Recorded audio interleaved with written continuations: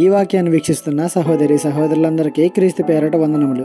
ఈరోజు వాక్యం ద్వారా దేవుడు మనతో చెప్తున్న మాట: దేవా, వచ్చి తరమునకు పుట్టబో వారందరికీ నీ శౌర్యమును గూర్చియు నేను తెలియజెప్పినట్లు తలనెరసి వృద్ధునయ్యుండ వరకు నన్ను విడవకము. కీర్తన గ్రంథము 71:18.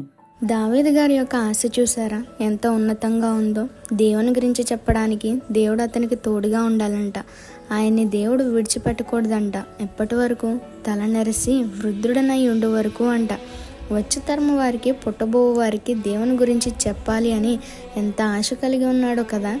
మరి మనకుందా ఈ ఆశ? మనం చెప్తున్నామా దేవుని గురించి? ఊరుకోండి బాబు, మనం మన పిల్లలకి చెప్పడమే తక్కువ, మళ్ళీ వచ్చే తరాలకా? అసాధ్యమే అది అని అంటారా?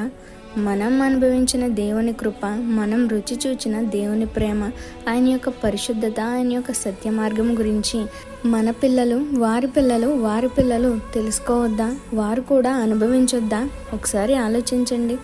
మనతో అంతమైపోకూడదు. దేవుని ప్రేమ తరతరాలకు తెలియజేయబడాలి.